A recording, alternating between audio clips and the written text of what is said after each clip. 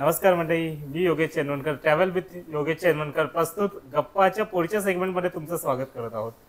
तर ह्याच्या आधीच्या सेगमेंटमध्ये कसं आपण मूर्तिकारांशी बोललो, त्याच्यानंतर आपण मंडळांशी बोललो, पण अजून एक मोठा भाग आत्ता यापुढे आपण सुरू करतोय. मुळात मी परळचाच आणि परळमध्ये असल्यामुळे ना मी दोन कला दिग्दर्शक खूप जवळून बघितले आहेत. एक म्हणजे स्वर्गीय नितीन चंद्रकांत देसाई आणि दुसरे आता अमनदादा. अमनदादा नमस्कार. ओम साईराम, ओम साईराम. मला एक सांगा ना, सगळ्यात पहिलं तर आता जसं मी बोललो परळचाच, तर यावर्षी एक गोष्ट तर आम्ही बघितली, ती म्हणजे एक 2 दिवसामध्ये तुम्ही एक अख्खा मेन गेट साकारला, गणेश गल्ली मुंबईच्या राजाचा. मला सांगा रे की आता काही वेळच अशी येते की ज्या वेळेला एक कमी दिवसामध्ये आपल्याला काही कामं करायला लागतात, ती कशी तुम्ही साधलेली? त्याच्यासाठी फार मोठी यंत्रणा आहे. कारण 2 दिवसामध्ये गणेश गल्लीसारख्या मंडळाचा आणखी त्या जागेवरती गेट साकारणं, आणि जेव्हा की विषय ऑलरेडी डिसाईड आहे. कारण मंदिर जे बनायचं होतं तिथे, ते साऊथ इंडियन टेम्पल होतं त्यांचं ते, आणि विषय तयार असल्यामुळे त्या प्रकारची प्रॉपर्टी असणं त्यावेळेला अवेलेबल हा फार मोठा प्रश्न आहे. आणि गणेश उत्सवाला 2 दिवस आधी तुम्ही जर असं इमर्जन्सीमध्ये एखादं काम येतं तर त्यावेळेला तुम्हाला लेबरही मिळत नाही. हा अजून फार मोठा गहन प्रश्न आहे. कारण 2 दिवस आधी म्हणजे जे कामगार पण असतात ना, खास करून आपले मातीकाम वगैरे करणारे किंवा हे जे आहेत, मूर्तिकारांना पण ही माणसं मिळत नाहीत, कारण गावी निघून जातात. आणि जी उरली सुरली कलाकार मंडळी आहेत ती मुलं आपल्या आपल्या घरची कामं चालू करतात, जे क्राफ्ट वगैरे करतात मुलं ती. इवन दो कार्पेंटर पण लास्ट मिनिट असल्यामुळे सगळे म्हणजे छोट्या छोट्या मंडळांची पण कामं चालू झालेली असतात. त्याच्यामुळे तुम्हाला लेबर हा मिळणार नाही अगदी 2 दिवस आधी, सगळ्यात मोठा विषय. दुसरा विषय, यावर्षी पावसाने थैमान घातला होता आणि ती रिक्स डोक्यावरती ऑलरेडी होतीच. पण बघा, इच्छा तिथे मार्ग मिळतोच. आणि आज 45 वर्षाचा अनुभव गाठीशी आहे. आईवडिलांची पुण्य आहे, वडील पण माझे ह्याच फील्डमध्ये होते. आणि माझी टीम आहे ना, तिच्यावरती माझा प्रचंड विश्वास आहे. माझी टीम मोठी मोठी कामं सहज उरकू शकते याची खात्री आहे मला. म्हणजे माझा जो पेंटर आहे लक्ष्मण, तो आमच्याकडे प्रॉपर्टी बनत असताना तो त्याचं पेंटिंग चालू करतं, कारण त्यांना माहिती आहे की डेडलाईन आहे, तिथे नो एक्सक्यूज. त्याच्यामुळे 45 वर्षाच्या कारकिर्दीत टचवूड साईनाथांची कृपा आहे, गणपती बाप्पाची कृपा आहे, आजपर्यंत एकही असा इन्सिडेन्स घडला नाही त्या ईश्वराच्या कृपेने की एक दिवस किंवा काही तास आपला सेट आपण लेट डिलिव्हर केला, ना गणपतीचा ना नवरात्रीचा. जेव्हा की आपण एका वेळेला दगडूशेठ आणि गणेश गल्ली, एक पुणे ते एक मुंबई आणि ठाण्याला परत किसन नगर, असे धरून एका वेळेला 16, 18, 20 गणपती आपण एका दिवशी इव्हेंट असतात आणि ते आपण डिलिव्हर केलेले आहेत. याच्या मागे फार मोठी यंत्रणा आहे. ही माझी जादू अजिबातच नाही आहे आणि ह्याचं क्रेडिटही माझ्याकडे येत नाही आहे. हां, याच्या मॅनेजमेंटचं क्रेडिट माझ्याकडे निश्चित येतं. त्याच्यासाठी पहिली डेअरिंगच पाहिजे का तुम्ही 2 दिवसात गणेश गल्लीमध्ये तो गेट उभा करणार जो सगळ्यांनी बघितला आहे. आणि त्या ईश्वराने पण साथ दिली म्हणा, कारण त्या दिवशी फक्त रात्रीच काय त्या 2 सरी आल्या गणपतीच्या आणि पावसाच्या गणपतीच्या यायच्या. त्याच्यानंतर काय पाऊस दुसऱ्या दिवशी आला नाही, परत तो संध्याकाळी आला. आणि इमर्जन्सी असल्यामुळे मंडळानेही फार सपोर्ट केला तेव्हा, कारण ती पूर्ण गल्ली त्या लाईटिंग चालू होती, ती पण त्या लाईटवाल्याला बाजूला करून मोकळं करून दिलं का करा, कारण ते व्हायलाच पाहिजे होतं. आणि बाप्पाच्या कृपेने ते झालं आहे. तर ह्याच्यामध्ये 3 गोष्टींचा अभ्यास करणं गरजेचं होतं. एक, मी मॅनपॉवर कुठून उभी करीन. 2, माझ्याकडे त्या टाईपचं मटेरियल रेडी आहे का, किंवा मी ते कुठून उपलब्ध करू शकतो, किंवा किती वेळात ते माझ्याकडे येऊ शकतं.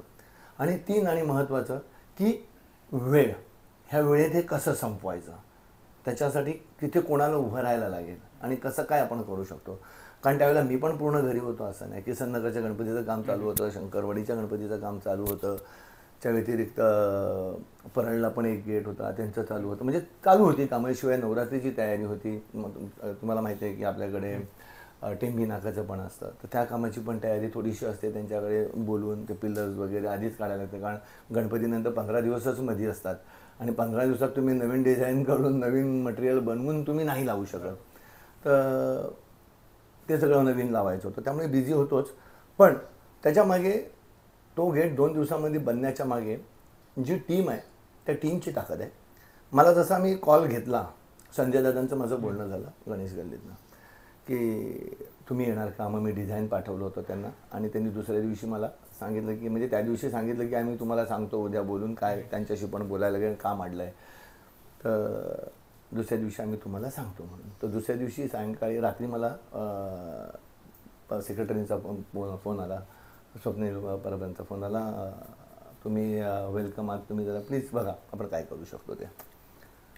तर म्हटलं हा निश्चित, कारण बघा कसं आहे ना, ही पहिली वेळ नाही, ह्याच्या आधी बरंच झालेलं आहे असं. कारण कसं आहे, पाऊस आहे, निसर्ग आहे बघा.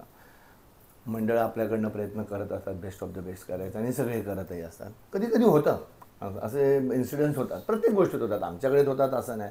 जर का तुमचं टेक ऑफ करणाऱ्या रॉकेटच्या पण मध्ये गडबड होतात का ते जाऊन चंद्रावतीबरोबर पोहोचेल की नाही, तुमचे सॅटेलाईट पण जातील की नाही, एवढ्या सगळ्या प्रयत्नानंतर तर सगळ्या गोष्टी परफेक्टच जातील असं काही नसतं. आणि सगळ्यात महत्त्वाच्या मुद्द्याला हात घालतो, या जगामध्ये ईश्वरच स्वतः परफेक्ट नाही आहे.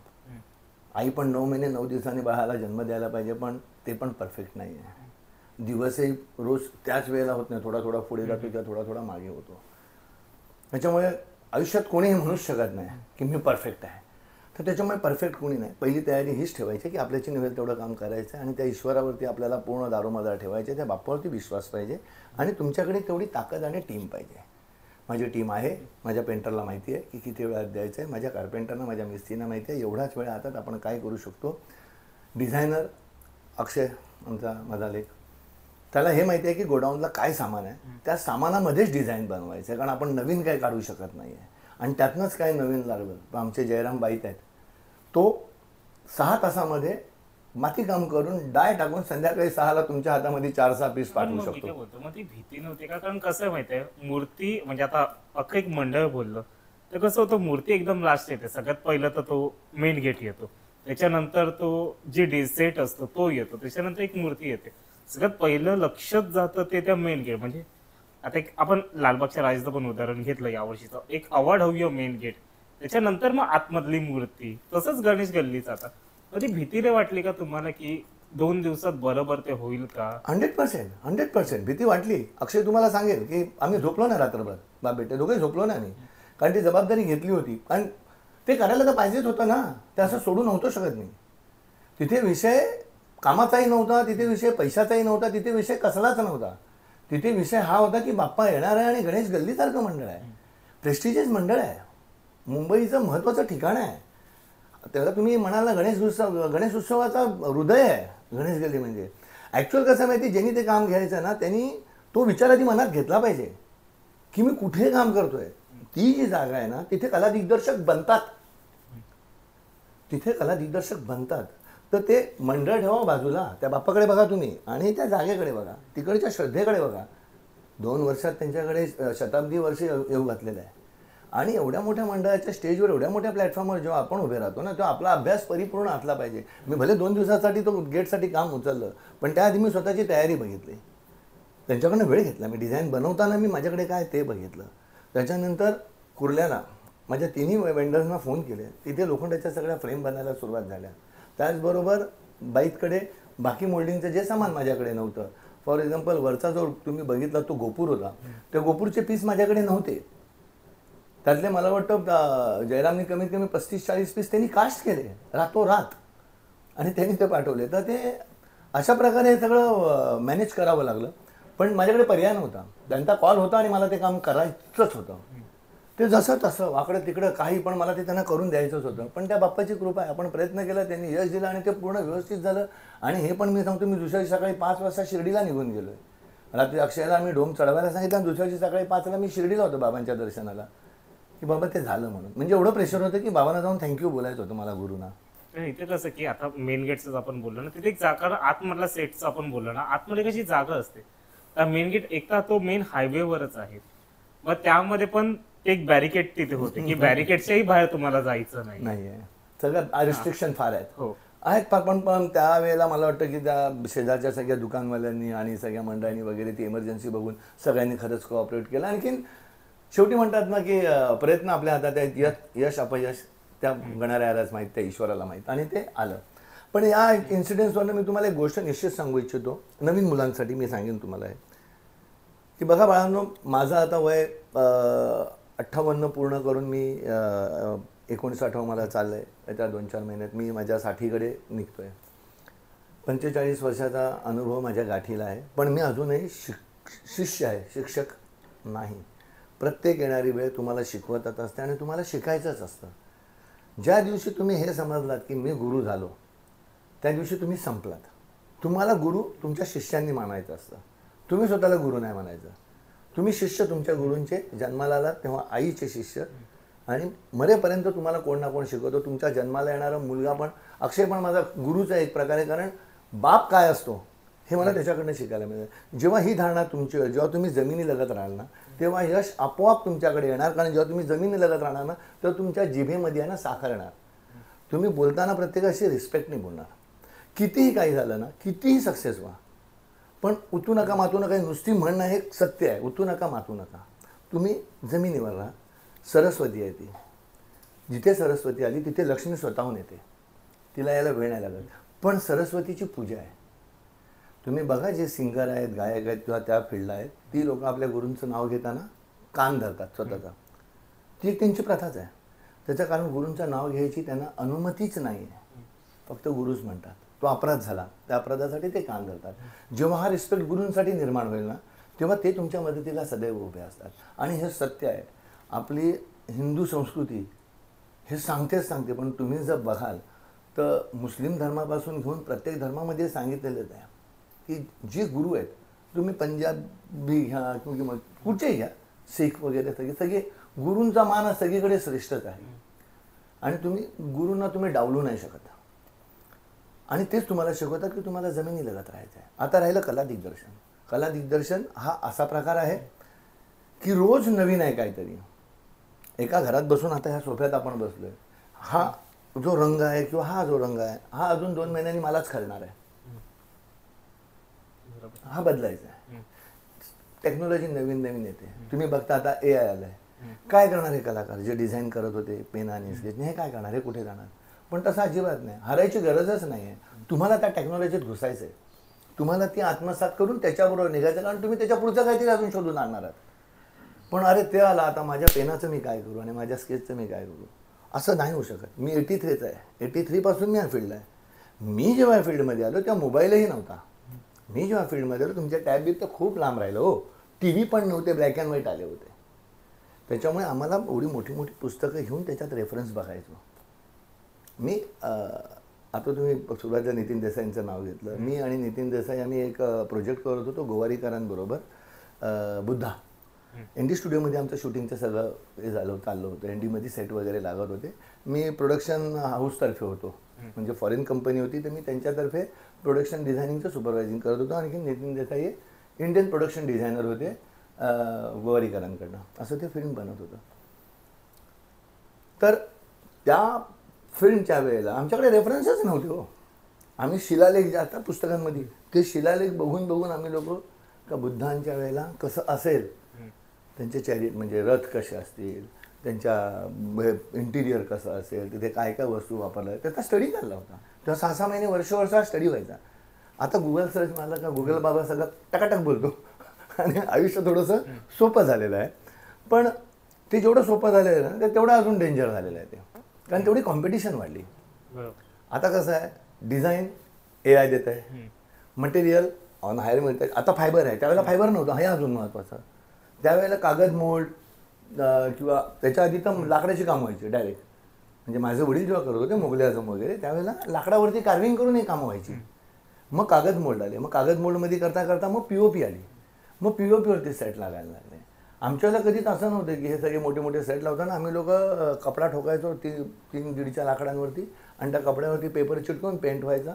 ते वॉल होते आमच्या वेळेला.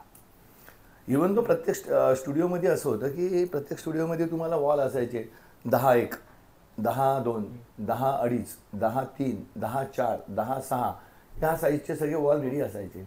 एक वर्कशॉप असायचं, त्याच्यामध्ये सगळ्या मशीन लागलेल्या असायच्या. तर ते वेगळं लाईफ होतं, हे वेगळं लाईफ आहे. आणि मी ते आयुष्य जगत आलेलो आहे. पण मी स्वतःला बदलत आलो. कम्प्युटर आला, मी कम्प्युटर आत्मसात केला. मी स्वतः CAD शिकलो, मी परत ते सगळं करत बसलो. मी जेव्हा कार्पेंटरी करत होतो, हेल्परमध्ये काम करत होतो, त्यावेळेला मी माझं ग्रॅज्युएशन पण करत होतो, माझं शिक्षणही चालू होतं. पण माझं प्रेमच ह्या फील्डवरती असल्यामुळे मी इकडे ओढला गेलो. तर त्या मुलांना हे मी सांगू इच्छितो की हा जो स्ट्रगल आहे, हा जो अनुभव आहे, तो हे सांगतो की जोपर्यंत कपॅसिटी नाही आहे, आधी आपली कपॅसिटी बघा. आपण ज्या पाण्यात उडी मारतोय त्या पाण्यात उतरायच्या अगोदर आपण बघा की आपल्याला पोहता किती येतं, पाण्याची लेंथ किती आहे. जर पोहता साधारण येतं आहे आणि पाणी जर 100 फूट लांब आहे, तुम्ही जर मध्ये दम तोडलात ना तर तुम्ही तर बुडाल, पण स्पर्धक पण जातील 12च्या भावात. त्याच्यामुळे उतरायच्या आधी हे बघायला लागेल की आपण किती लांब दम ठेवू शकतो आणि किती पोहू. पोहायला शिकला ठीक आहे, पण ते पाण्यात उतरल्यावरच कळेल ना, त्यामुळे तयारी लागते. पण मग काही काही वेळेला असं एक होतं ना की काळच काही हे करतो. आता जसं तुमच्याकडे 2019ला झालं, एवढं सगळं एक बोलतात ना की सगळं होतं आणि मग दुसऱ्याच दिवशी होत्याचं सगळं 3.5 तासात 3.5 तासात मग त्याच्यानंतर मग तो परत तो रिस्टार्ट कसा झाला? सांगतो तुम्हाला. माझे ते व्हिडिओ आहेत पण ते मी व्हायरल नाही केले किंवा कोणाला सांगितले नाही, मी दाखवले पण नाही कोणाला, कारण तो एक बॅड इमेज जातो सगळीकडे की अरे बापरे असं कसं झालं. तर मी एकटा नाही ह्या दुःखामधनं जाणारा. माझे ते मूर्तिकार तुमचे तिथे त्यांचं पण बिचाऱ्यांचं सगळं उद्ध्वस्त झालं होतं, त्याच्यानंतर दाभाडेंचं सगळं उद्ध्वस्त झालं होतं, बरीच लोक आहेत ज्यांचं असं सगळं. तर माझं पण गोडाऊन पेटलं होतं 2019मध्ये. 8 जूनची तारीख होती ती. आणि मला वाटतं 350-400 ट्रक भरून फायबरचं सामान होतं, ज्याच्यामध्ये जवळजवळ मला वाटतं 60-70 हत्ती होते वेगवेगळ्या साईजचे, कित्येक मोर, नाग आणि पिलर तर विचारूच नका. एवढं सगळं म्हणजे माझं 35 वर्षाची जमवलेली प्रॉपर्टी होती ती. 3.5 तासामध्ये राख झाली ती. आणि मी उभा होतो तिथे, म्हणजे मला धूर लांबून दिसला, मला फोन आला तसाच मी तिकडे धावलो, कारण तिथूनच मी गेलो आणि परत तिथे गोडाऊनवर गेलो. होत्याचं नव्हतं झालं होतं. आयुष्यात पहिल्यांदी मी रडलो, जमिनीवर बसून मी रडलो. आणि मग त्याच्यानंतर फार वाईट झालं सगळं ते. मग त्याच्यानंतर घरी येईपर्यंत मग ते पोलीस स्टेशन वगैरे सगळं झालं, ते पोलिसांनी हे केलं. दुसऱ्या दिवशी त्याची काउंटिंग होणार होती, किती नुकसान झालं वगैरे. तर त्यावेळेला म्हणजे त्या लोकांच्या मध्ये जे त्यांनी काउंटिंग केलं तर ते काही करोडमध्ये ते सामान जळाल्याची त्यांनी ते निष्कर्ष काढला त्याच्यावरती. मी घरी आलो आणि घरी येऊन मी आता काय करू आणि कसं होणार हा मोठा प्रश्न होता. आणि गणपती बाप्पा मला वाटतं जून असल्यामुळे 2च महिन्यावरती गणपती आहे, 8 जून होता तो. आता करणार तर काय. आणि तोपर्यंत कर्मधर्म सगळं आहे की मी कामं घेतली नव्हती, 2-4 कामाच्या इन्क्वायऱ्या चालू होत्या.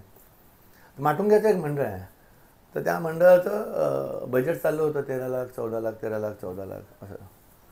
तर मी घरी आलो रात्री 9:30-10 वाजता आलो, पोलीस स्टेशन वगैरे संपून 3:30-4ला ती आग वगैरे सगळी विझवण्यात आली. मग ते सगळं झालं 4 वाजल्यानंतर मग तिथे गेलो, घरी आलो, घरी बसलो. एक सांगतो, बाबांच्या फोटोसमोर बसलो आणि गुरूंना फक्त एवढंच म्हटलं की आयुष्याची ही पण परीक्षा आज तुम्ही बघायची ठरवले तर बाबा तर तुम्ही ठरवा. मी हतबल झालो होतो, मान्य करतो की मी हतबल झालो होतो की करू तर काय. कारण त्या नुकसानापेक्षा जास्त बघा अजून पण डोळे भरून, त्या नुकसानापेक्षा जास्त 35 वर्षाची कला जोपासली होती, त्याच्यातले ते सगळी बनलेल्या वस्तू होत्या, कार्निस म्हणा, पिलर्स म्हणा, त्या सगळ्या गोष्टी. आणि माझं एकट्याच नाही, त्याच्यामध्ये माझ्या बऱ्याच मित्रांच्या पण कलाकृती होत्या ज्या त्यांच्याकडनं मी घेतल्या होत्या, त्यांनी मला दिल्या होत्या. आणि होत्याचं नव्हतं झालं, तो शून्यामध्ये गेलो होतो, माझ्याकडे काही नव्हतं त्या दिवशी. मी दुसऱ्या दिवशी सकाळी म्हणजे रात्री बायकोला म्हटलं की मला उद्या सकाळी 7 वाजता उठाव. मी 7 वाजता उठलो, आंघोळ पांघोळ केली, रात्री निश्चय केला मी 1-1:30 वाजेपर्यंत जे मनात ठरवायचं होतं ते ठरवलं. मी सकाळी उठलो आणि आंघोळ पांघोळ करून साईंची स्तवन मंजिरी वाचली बाबांची आणि मी थेट माटुंगा गाठला. 8:30 पावणे 9 वाजले असतील. ते गुजराती माणसं आहेत ती सगळी त्या म्हणतात. तर त्यांना मी फोन केला, त्यांच्या बिल्डिंगच्या बाहेर उभं राहून माटून गेला. तर ते बोला अरे हमन भाई बोलिए. बोला मैं बाहर खड़ा हूँ सर. तो बोला आप बाहर खड़े क्यों, क्या हो गया. तो बोला आपसे काम है, थोड़ा बात करनी है आपसे. तो बोला अच्छा ठीक है, किस बारे में. बोला नहीं वो आपके पंडाल के बारे में. तो बोले नहीं सर हमारा तो देखिए 13 के हमारा बजट जा नहीं सकता, हमारा 13 का ही बजट है, हम उससे आगे नहीं जा सकते. बोला मैं 12 लूँगा. त्यांच्याबरोबर बसलो, ती 4 मंडळी आली, त्यांनी चहा तिथेच चहा घेतला मी, आम्ही बसलो. त्यांनी मला 12 लाखामध्ये ते काम डन केलं आणि त्यांनी मला बोललो मेरे को आज अभी ये चाहिए, टोकन चाहिए, म्हणजे काहीतरी पैसे पाहिजेत आता. त्यांनी 11,000 रुपये आणले. मी त्यातनं 100ची नोट उचलली, ती घेतली आणि घरी आलो. ते आश्चर्यात पडले का काय म्हणजे काय, त्यांना काही कळलं नाही. क्या बोला कुछ नहीं, बस ऐसे कुछ सपना देखा मैंने, आया मैं आपके पास. त्यांना काहीच कळलं नाही. ते मी घरी आलो, ती नोट बाबांच्या पायाजवळ ठेवली आणि म्हटलं साईनाथ ही सुरुवात. ते 2019 होतं, आज 2025 आहे. ते 350 ट्रक सामान होतं, आज मला वाटतं 1000 ट्रक सामान असेल गोडाऊनवर. परत उभं राहायसाठी गुरुना घेऊन मानसिकता बनवायला लागते.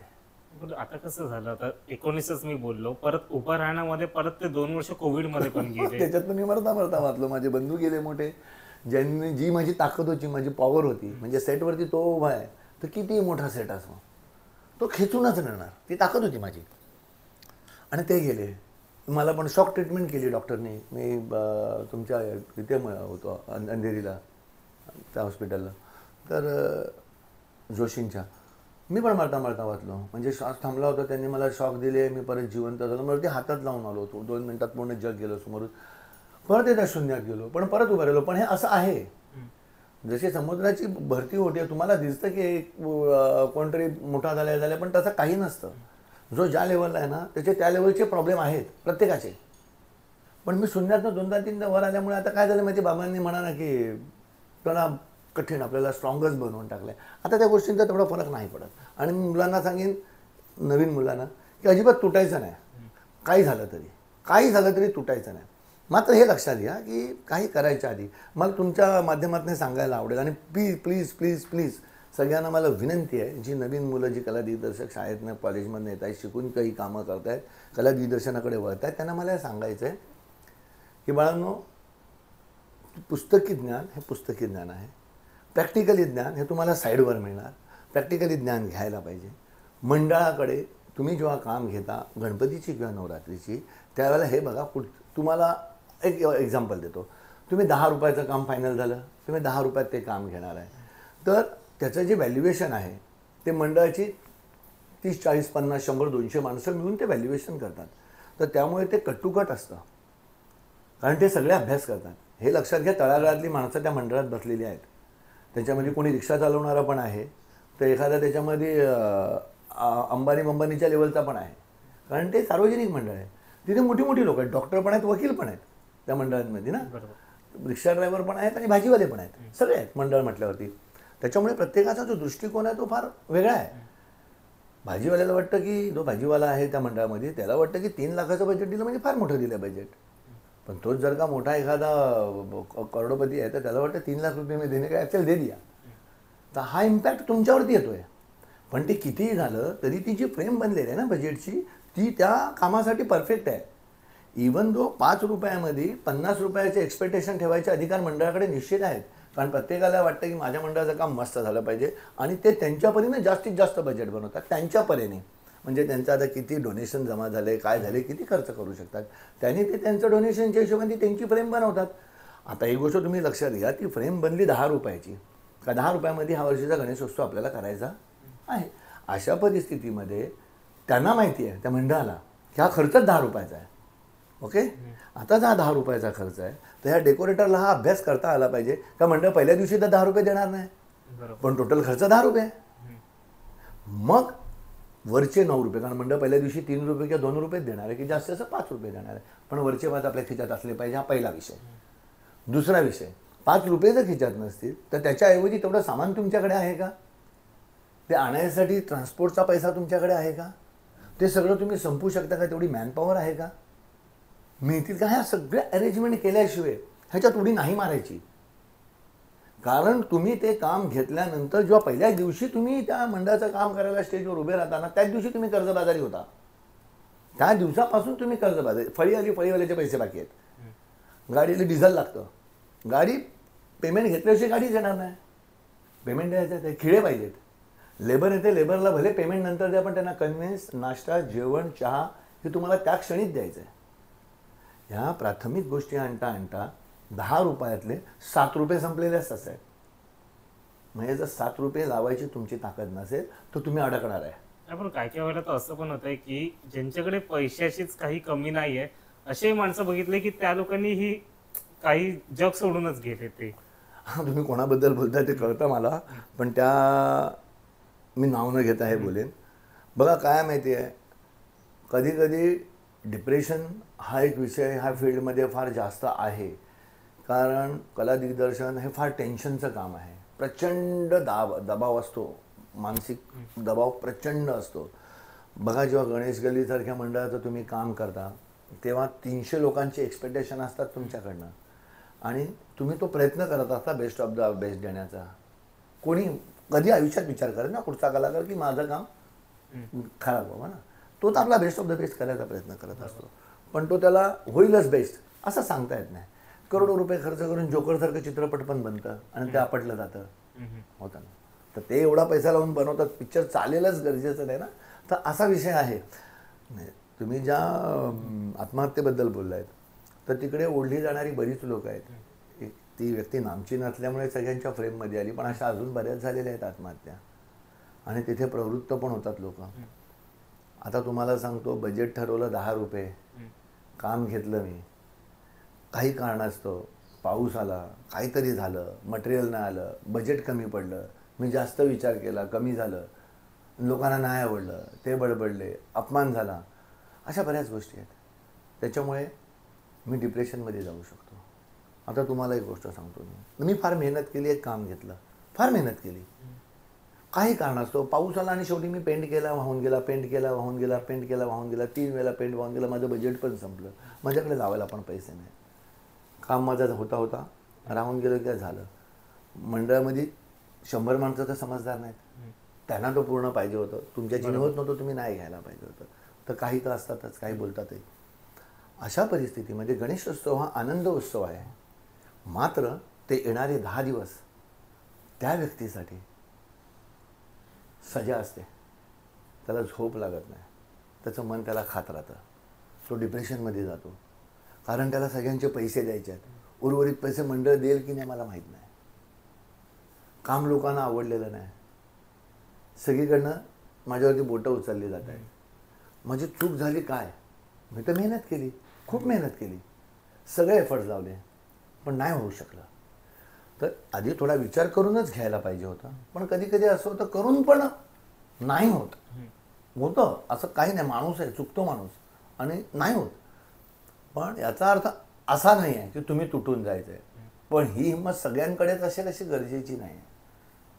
आता ही गोष्ट 2-5 रुपये असेल तर तुम्ही समजू शकता, पण ज्याच्या स्वतःच्या 10x10च्या घरामध्येच राहतोय, ज्याच्याकडे म्हणजे 2 वेळच्या अन्नासाठीच इकडे तिकडे धावपळ आहे, पोटासाठीच, त्या माणसावरती तर 2-5 लाखाचा जर का लॉस अचानक बसला, त्याने काय करावं. वर प्रेशर पण आहे. तर अशा घटना घडतात. आता तुम्ही ज्यांच्याबद्दल म्हणतात त्यांच्या घटना तशा नाही आहेत, पण त्यांच्या घटना पण याच्याशी सिमिलर मोठ्या लेवलच्या आहेत. कारण एक मोठं विश्व सांभाळायचं. आता आपण धरून चालूया की माझा जसा एक हे आहे, स्टुडिओ आहे, माझं वर्कशॉप आहे शहापूरला, माझं मोठं वर्कशॉप आहे, तिथे 5-50 लोक कामं करतात. आजच्या डेटला आपण इथे बसलो आहे, तर माझ्या शिर्डीला चाललेलं जे माझं काम आहे, शिर्डीच्या ते लोणीला माझं काम चालू आहे, माझे तुमच्या टेंबी नाक्याला डिसमेंटल चालू आहे, पुण्याला डिसमेंटल चालू आहे. ही सगळी माणसं जर तुम्ही एकत्रित कराल तर आज आपण खुर्चीवर बसलो किंवा माझ्याकडे 200 माणसं काम करतायत, ठीक आहे. आता माझ्याकडे काम आहे, ह्या 200 लोकांची घरं आणि माझं घर त्यांच्या जीवावर, आमची घरं चालले आहेत. पण जर माझा कामाचा तुटवडा झाला तरी पण माझा जो हा खर्च आहे ना, हा कमी नाही होत. तर जेवढे दिवस काम कमी होईल ना, तेवढे दिवस मला हे भरायला लागणार आहे, हे खिच्यातनं कुठूनही मला लावायला लागणार आहे. जे करोनामध्ये झालं होतं, करोनामध्ये सगळं विकावं लागलं, लोकांना विकावं लागलं, माझ्या गाड्या गेल्या, माझा इंटरव्ह्यू पण झाला होता, त्याच्यात मी सगळं सांगितलं होतं, ट्रक गेले, गाड्या गेल्या, सगळं गेलं, सगळं संपलं, लोकांना बिचारांना कामं नाही, ते नाही, त्यांना काय करू नाही शकत होतो आपण. तर असं पण होतं की तुम्ही मागे पडता. आता तुम्ही म्हटलात त्या आत्महत्येला प्रवृत्त झाले, तर त्याच्या पाठीमागे फार प्रचंड मोठ्या प्रमाणात कारण हे असू शकतं या डिप्रेशनचं, असं मला वाटतं की एक उभं केलेलं विश्व.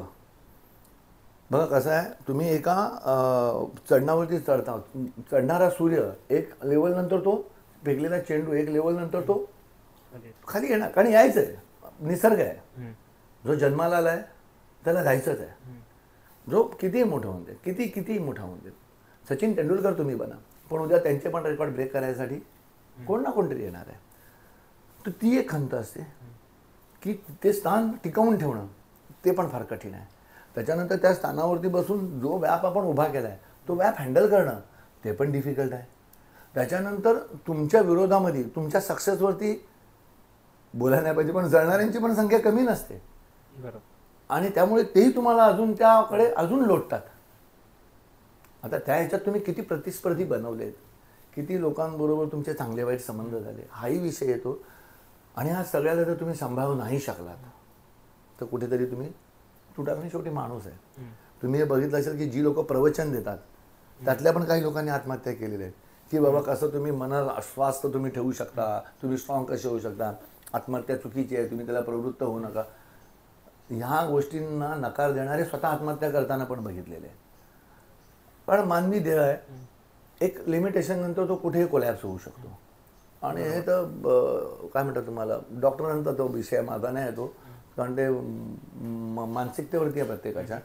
तो होऊ शकतं माणसाकडनं कधी. माझं तरी हे मत आहे की मला हा जन्म मिळालेला आहे आणि हा श्रीमंतीत गरिबीत, कधी डबल खाऊन तर कधी उपाशी राहून, जसं होईल तसं ते ईश्वराच्या गुरूंच्या आशीर्वादाने जसं हे आयुष्य काढायचं आहे तसं काढायचं. पण असे विचार मरेपर्यंत कोणी करू नका आणि करायचे पण नाही. परत हे आयुष्य मिळणार नाही. हे मिळाले जसं तसं पण जगायचं आहे. आनंदात जगण्याचा प्रयत्न मात्र निश्चित करा. उगाच नको त्या याच्यामध्ये पडायचं आणि डोक्यावरती ताप करून घ्यायचा आणि मग परत हे नाही करायला पाहिजे माणसाने. आता कसं आहे म्हणतात, आता काय वेळेला आता एक हे त्रासच्या ह्याच्यावरून मी बोलतो की तुमचंच एक काम आहे. आता ठाण्याच्या देवीचं आपण काम बघूया. त्याच्यामध्ये आहेत ना दोघं असे मोठे लिडर्स आहेत ज्यांचे नाव येतं. एक म्हणजे महाराष्ट्राचे उपमुख्यमंत्री एकनाथ शिंदे आणि एक हे आपलं आनंद दिघे साहेब. मग आता हे ते काम करताना कसं होतं, आता त्या देवीचं एक नावच आहे की दिघे साहेबांची देवी. मग त्यावेळेला ती देवीचं काम करणं, त्यात पण मग ती ओव्हरऑल ते सांभाळणं, हे किती वेगळं होतं करणं. फार टेन्शन आहे ते. तिथे सगळ्यात मोठं प्रेशर आहे ना ते काम. बघा, जेव्हा दिग्गजांची कामं करायची असतात ना त्यावेळेला तेवढं मोठं बर्डन तुमच्यावरती असतं. त्या ठिकाणी जाऊन जे बर्डन आहे ना, ते जे प्रेशर आहे ना, ते फार वेगळ्या प्रकारचं आहे. ते प्रेशर असं आहे की आपल्याबरोबर त्यांची पण लागलेली आहे. त्यांची पण जी प्रेस्टिज आहे ती लागलेली आहे ना तिथे. कारण बाबा दिघे साहेबांच्या देवीचं काम नाही झालं, शिंदे साहेबांचं काम नाही झालं, हा विषय फार विचित्र जाईल. तर ते काम घेण्यासाठी जिगरच पाहिजे. आणि ते कसं आहे, गणपती ज्या दिवशी विसर्जन होतो त्या दिवशी तिथे नारळ फुटतो. त्या दिवशी नारळ फुटतो आणि त्याच्यानंतर 15 दिवसांनी देवी येऊन बसणार आहे. आता नारळ फुटल्यानंतर 3 दिवस तर मंडप आहे. मंडपाशिवाय तुम्ही काय करणार. आणि मंडपाचे पोल उभे राहतात, त्या शेड होते. आणि माझं सामान जर त्याच्यात पडलं तर ते काय करू नाही शकत. तरी सायमल्टेनियसली आम्ही विचार करतो की कुठून तरी स्टेज लावून आपण घुसूया, मटेरियल तरी टाकून देऊया. 15 दिवसामध्ये तो सेट उभा करायला लागतो. पण तो 15 दिवसात तिथे जागेवरती उभा होत असला ते त्याच्या मागचा जो अभ्यास आहे तो 6 महिने आधी करायला लागतो. ते काम घेऊन ते संपेपर्यंत झोप निश्चित लागत नाही. कारण एवढ्या मोठ्या मोठ्या प्रचंड व्यक्तिमत्वांची नावं तिथे जुळलेली आहेत. आणि तिकडे आपण अडकणं म्हणजे डिप्रेशनची हद होऊन जाईल. तर ते रिस्कच नाही घेऊ शकत. त्यावेळेला पण कसं की पाऊस अगदी प्रचंड असतो. म्हणजे गणपतीच्या वेळेला तरी कसे आपल्याला जे 1.5 महिने भेटतो अजिबात चान्स नाही. ते चान्सच नाही. आणि रोड आहे ना, तो रोड आहे जायचा ना, तो तेवढे दिवस तो ते कमीत कमी दिवसच बंद करू शकतात. त्यांचा इलाजच नाही आहे. आणि आपल्याला ते संपवायचं असतं. त्यासाठी पुन्हा एकदा मी माझ्या टीमलाच शाबासकी देईल आणि मी स्वतः तिथे जातीने उभा राहतो. कारण मला माहिती ती रिस्क किती मोठी आहे. आणि त्या आईचा आशीर्वाद आहेच म्हणा, तिच्या आशीर्वादाशिवाय काय होतच नाही. तर आपण तिच्यावरती पण टाकून देतो. काही मी तर प्रयत्न करतोय. आणि हे पण तुम्हाला सांगतो की अशा वेळेला नवीन मुलांसाठी पुन्हा एकदा एक गोष्ट सांगतो.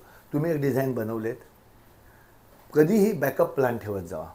कधीही बॅकअप प्लॅन ठेवा. काही डिझास्टर होऊ शकतो. कुठे काही एखादा मटेरियल तुम्ही सांगितलंय, तुम्ही दुसरा डिपेंड आहे तो मटेरियल पाठवणार आहे, त्याने नाही पाठवलं, किंवा तुमची गाडी वाटेत अडकली, पंक्चरच झाली, किंवा काहीतरी घडलं, ईश्वर नको असं काहीतरी घडलं, सामान नाही पोहोचत आहे, तर तुम्ही सेट कसा पुरा करणार. बॅकअप प्लॅन पाहिजे, 100% पाहिजे. जर बॅकअप प्लॅन नाही तुम्ही फसू शकता. आता मी काय करतो ते तुम्हाला सांगतो. ज्या वेळेला मला माहिती आहे आता माझा सेट आहे, ह्याला हे सामान लागणार, हे सामान, सगळं सामान आपण तिथे आणतो. काही सामान मागून येतं आहे किंवा येणार आहे. अचानक असं कळतं की हे सामान पोचू नाही शकणार आहे. म्हणजे यावेळेला असं झालं, पुण्याला सेट लागत होता आणि काही मटेरियल होतं. आता ठाण्याचा पण सेट चालू होता. दोन्ही सेटचं प्रोडक्शन निघतं फायबरचं. आता झालं असं की त्याची कॅपॅसिटी संपली. गणपती यायला 4 दिवस का 5 दिवस होते. तो म्हणतो होईल की ना होईल माहीत नाही. मला वाटतं आता माणसं पण लावली आहेत, पण माणसं रात्रंदिवस काम करतायत आणि मार लागतो. डे नाईट काम करताना लेबर घाई करते. पहिला मार लागला आहे, तो एन्जॉयड झाला आहे, तो थकला आहे. मग अशा वेळेला तुम्ही बिलीव नाही करणार, भांडूपून सामान उचललं, डाय उचलल्या आणि पाठवल्या कुठे, कराडला. कुठे, आणि कराडला कास्टिंग झाली. कराडला कास्टिंग झाले टेंबी नाक्याच्या देवीचं काही, आणखीन पुण्याच्या काही सेटचं सामान कराडला कास्टिंग होऊन आलं. तर अशा वेळेला बॅकअप प्लॅन पाहिजे कुठेही.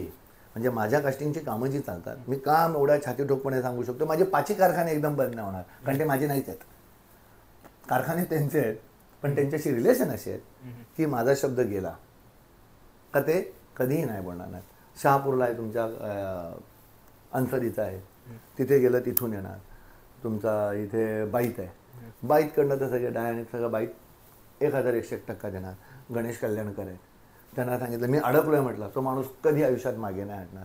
तुमचा पवार आहेत कराडला, त्यांना सांगितलं ते मागे. तर अशी मंडळी जोडलेली आहे. मग वेल्डरची टीम आहे, ही टीम नाही आली तर ती तीन आली, तर ती तीन आली तर ती 4-5 टीम आहे, कोणतरी येणारच. तसेच कन्स्ट्रक्शन सुपरवायझर 6-7 कन्स्ट्रक्शन सुपरवायझर आहेत, आणि ते सगळे आपली आपली आपली आपली कामं बरोबर करतात. तर असं जेव्हा असेल ना, तेव्हा तुम्ही अडकणार नाही. पण तुम्हाला बॅकअप प्लॅन ठेवणं अतिशय महत्त्वाचं आणि गरजेचं आहे. प्रत्येकाने लक्षात ठेवलं पाहिजे, कारण बॅकअप प्लॅनशिवाय काहीही होत नाही. प्रत्येक गोष्टीत बॅकअप प्लॅन पाहिजे, प्रत्येक गोष्टीत. आयुष्याचं पण बॅकअप प्लॅन लागतं सगळ्या, ते सगळं आहे, सगळ्यांना माहिती आहे ते.